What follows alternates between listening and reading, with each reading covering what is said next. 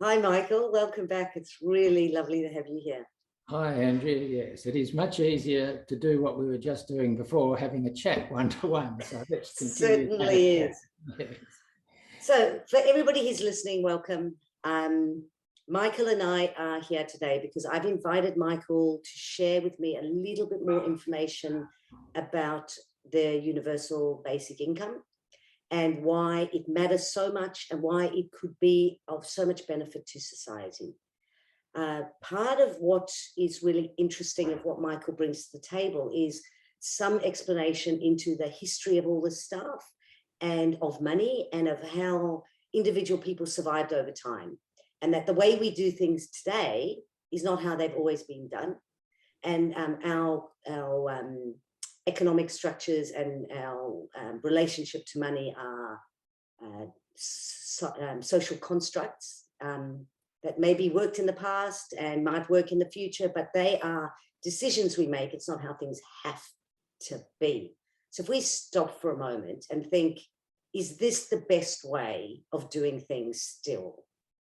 And there are a whole bunch of people like Michael and me who think that it's not the best way for our society to be running for the well-being of individual people and for the future of our society. Yeah.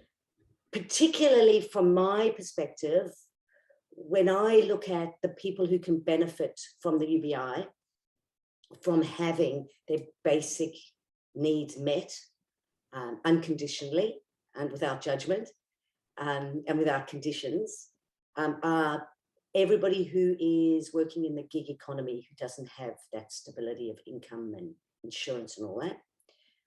Women, single mums, but women and lots of women of all kinds, carers, artists, people with permanent or temporary disability.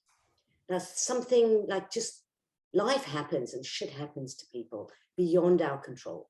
So having something like, a temporary disability, well, I mean, I know firsthand because I had a burst brain aneurysm and couldn't work for some years. It can derail your life. So something like the safety net of a UBI would have been, my life would have looked very different. So I can relate to this on a personal level. But that's enough from me. Michael, Okay. This is great work you're doing, so thank you. Yeah. Well, thank you. That is a great intro, Andrea. And I'll just recap now and say, well, what is a basic income? And it really is just money, right? And but it's universal, paid to every adult over age 18. It is, as you said, it's unconditional. It's a regular payment every week, and you get it for life. And so as for the amount of money, what we're targeting initially is to get it above the poverty line, which is about $500 a week, adjusted for inflation over time. And so it's, a substantial amount of money and ought to allow most people to at least survive. And so because the UBI is money, that's all it is, it really is important to understand, why we need money and how we get it. And they're sort of things you might just take for granted. But in fact, once upon a time, as we've discussed, Andrea, our birthright was really to live off the land in family groups and small tribes. And those groups would support each other. So there might be children or elderly or sick. There'd be people in the village caring for them, and then those going out and hunting and gathering food would look after everybody who was still in the village. But over the course of many centuries, basically our birthright has been whittled away. So by around the 1800s, most of the common land in the United Kingdom had been enclosed through various enclosure acts, privatised. And that's still going on to some extent as state assets are still being sold. But that enclosure of the commons then continued through the big imperial powers into Africa and Asia and in the US too, and even up until the early 1900s. In the US, through the homesteading acts, you could travel west and claim free land, right? So you were able to find the land to live on. And similarly in Australia, after about the 1900s, the Torrens title system had basically extended across most of the land and enclosed and privatised it. So really pretty much around the world, we've now got property rights fairly fixed, and those include the rights to goods and services which flow from the use of the land. So, and even intellectual property, because ultimately that gets generated out of the capacity of people to have an office, a building, a home, whatever, as their private resource to do the work to create all this stuff. So in effect, we have created a situation where humans, as a guy by the name of Scott Santon says, humans are the only species who need money to survive now. And unfortunately, many people are born into the world or through the vagaries of life, find themselves without property or money. And that denies them literally any access to the resources that they need to survive. And if we look at it, we can say, oh, well, that's history. There's not much, it's not the fault of you and me or anybody listening. And that's true. It's not our fault, but we are the only ones who are in a position to restore those basic rights to survive. Yeah. Can I just stop you there for a moment, Michael? Not to contradict anything you've said, but just to pause for a moment, because that just seems like such an important and simple idea, but fundamental, that humans are the only species on the planet who need money to survive. Absolutely. So we didn't ask to be born, and here we are. Yes. And yet, in order to keep living with any dignity, or even for some people, just living, live, well, actually, that's right. It's not even dignity, is it? I mean, you imagine you can't buy a loaf of bread without money. No. We do. What can we do without money? You can go down to the beach, but you've got to get there. By the end of the day, you are starving hungry. Yeah. And if you haven't got any money, by the end of the day, you are starving hungry, and it's that simple. Whereas once upon a time, you could go out into the field and gather up whatever it was that was growing there, and you'd eat it. Yeah. And now the only real nature that we've got left is national parks. Yeah. You can't go hunting or gathering in a national park. You don't. No. Yeah. And this idea of enclosed. Even if you could, billions of people can't do that. No. I mean, the fact of the matter is we cannot any longer live the way we used to live. And that's fine, so long as we accept that the way we've structured society has resulted in what is systemic poverty. And so the problem is not just that we need money and they will have property rights and need money to survive. It's also, there are two other fundamental issues that have caused systemic poverty. And one is that while everybody says, oh, you should go off and work, and then you got your money and that's fine, the fact of the matter is about 50% of the population can't do paid work. And you might say, well, hang on, that's a big number, as you were saying. As I was saying, I find that number, like, it just doesn't ring true. Look at, there's 13 million in the workforce and there's 26 million population. That's 50%.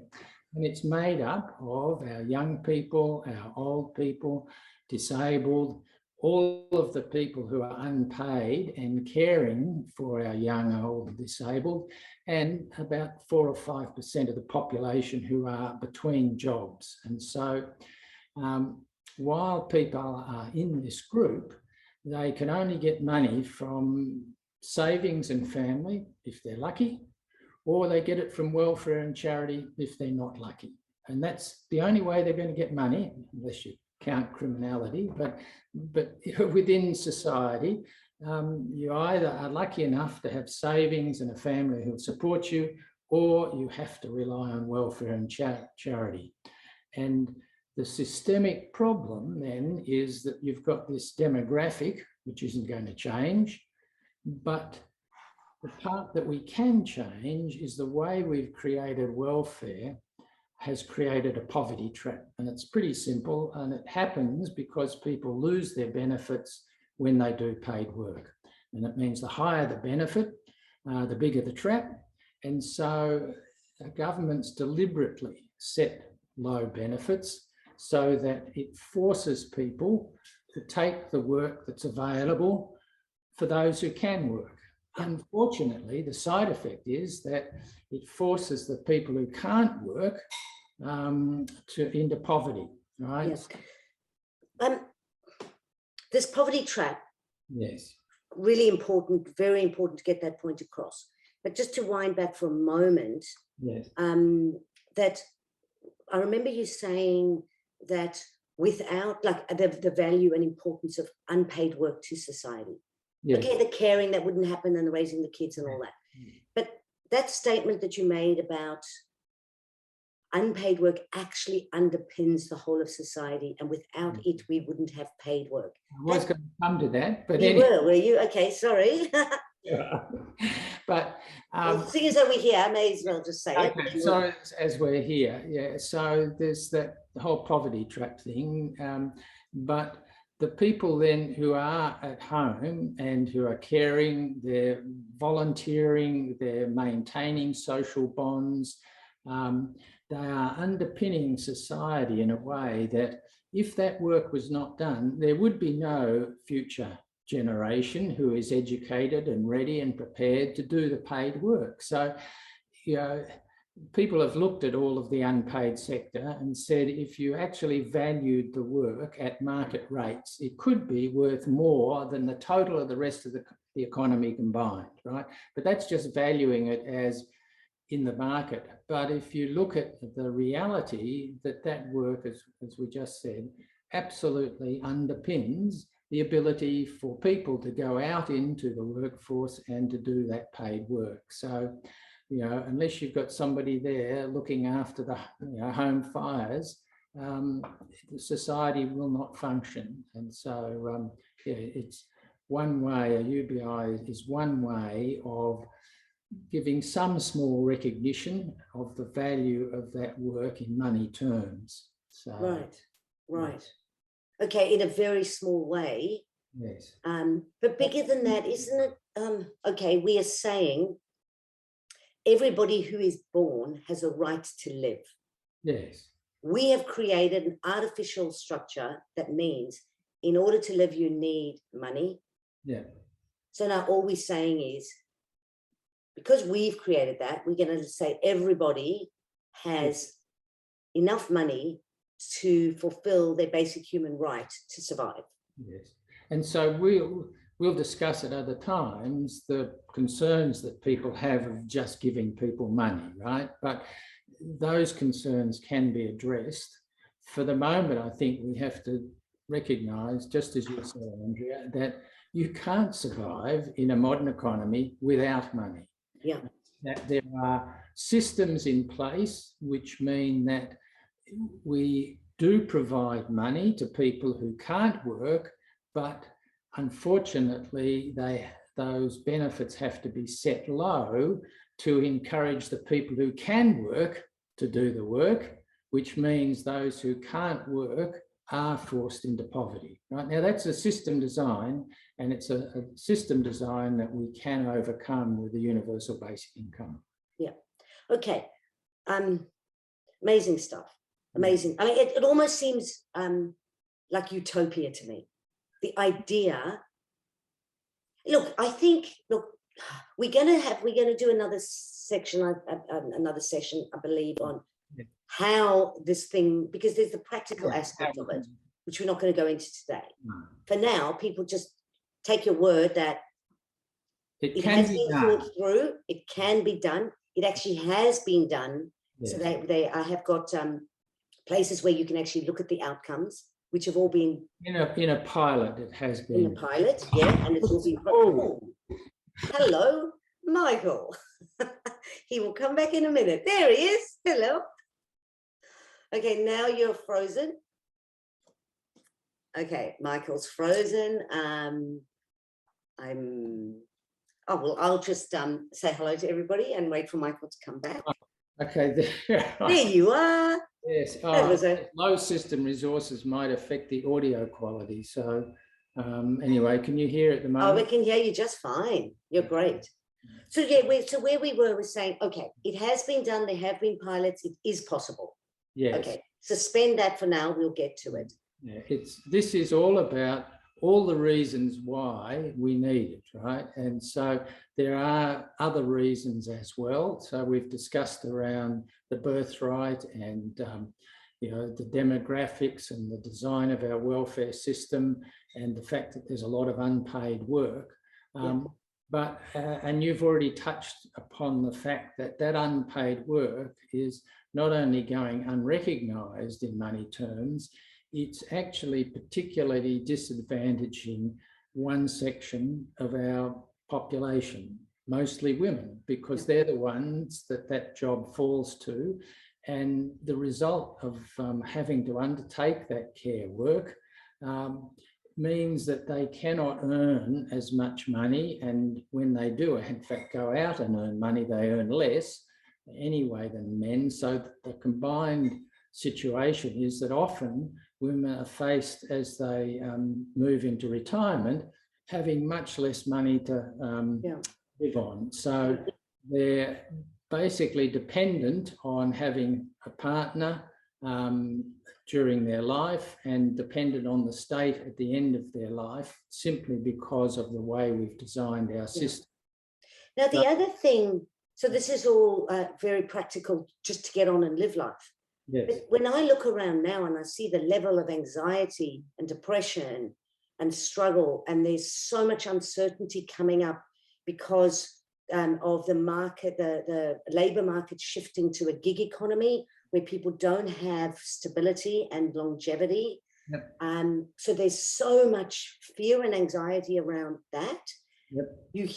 You imagine young people going to university, hearing stuff like the world is changing so fast. By the time you finish university, everything that you've learned is redundant. Yes, that's right. The sense of insecurity that comes out of that. But if you don't work, you will be in poverty. Yes. That's not a very, okay. And that is bottom line, what I'm saying here. Point. That's a really good point. That is mental health. Yeah. And how much money we save. I know this is about now, we're talking about benefits, but I couldn't not say it because it's. But look, the other point is too about the rate of change, and I'll have to put that back into the talk because I had missed the point that because of the rate of change of knowledge, we need to have a society that allows continual relearning and learning throughout life. Yes. We're learning, that is actually work. It's some of the hardest work we do, but we don't pay it, right? We don't pay students to learn. The strange thing is we pay everybody else. So we pay professors, we pay tutors, we pay the architects who design the buildings, we pay the grounds people who actually, maintain the grounds, but we don't pay the one person who does all of the work to turn them information into knowledge, and that's the student, right? Now Michael, there's another whole campaign here, is there not? Right. For free education.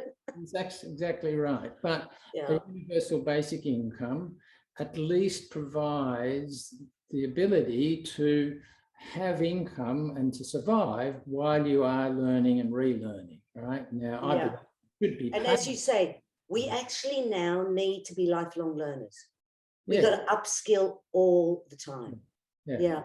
That's right. And not for our own personal benefit, but actually for society.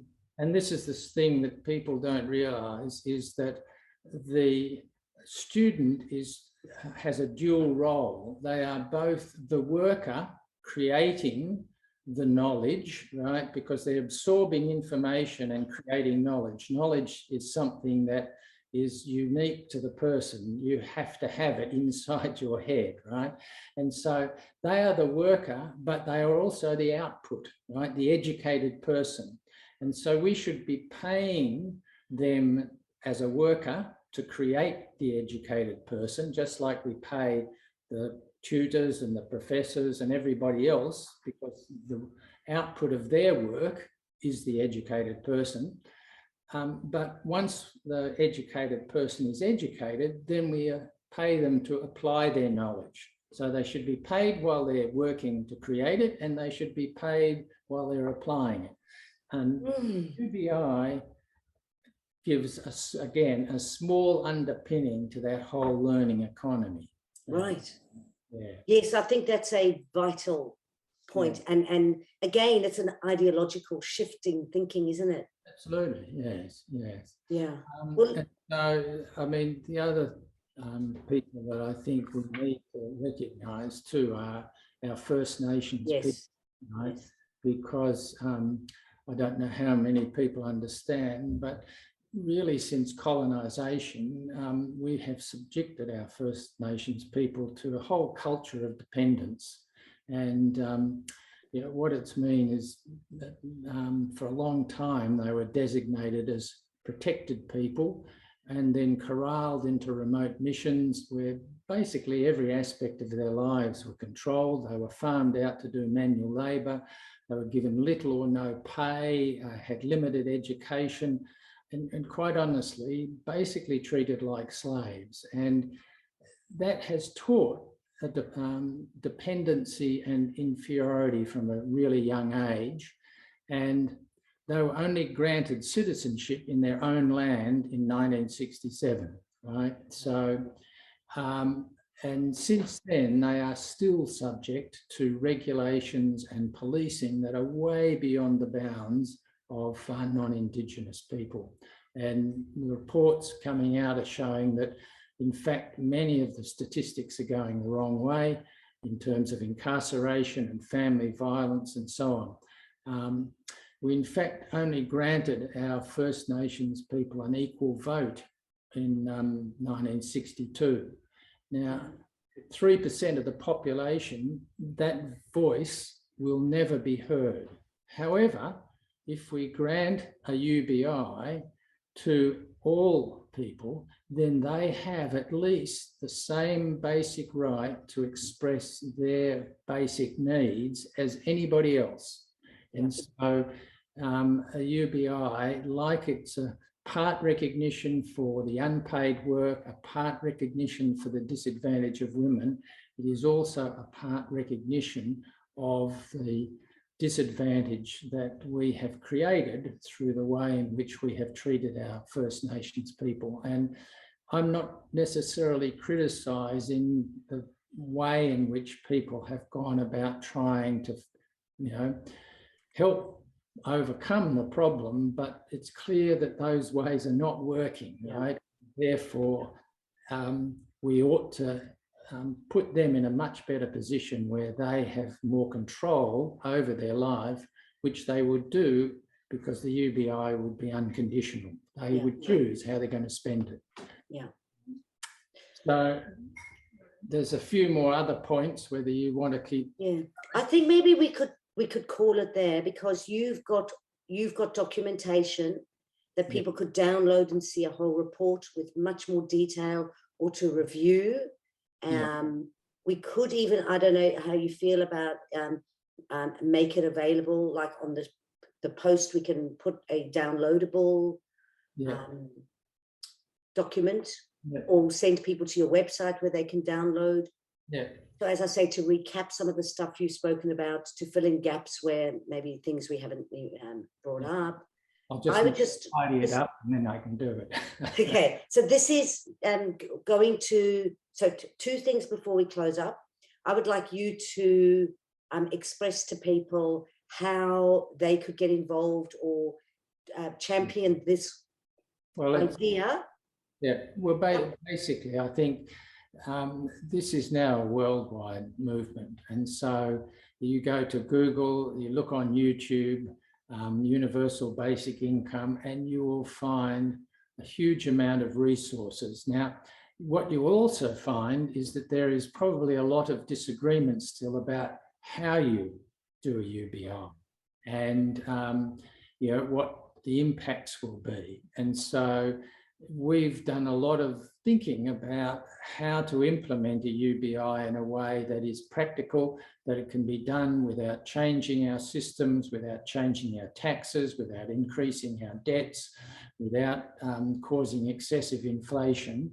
And so hopefully we can have another talk about how we might implement things and then look at what the benefits are. But in the meantime, I'd really encourage people to begin educating themselves, post what they learn on social media, engage conversations with their friends, get out and about this idea of a UBI, because we are going to need it as we move into more technological unemployment and changes in the systems and so on. So as things become so much more tumultuous and there's so much uncertainty, this is something that basically gives people a sense of certainty, like they can just, the worry and the stress about survival gets taken away.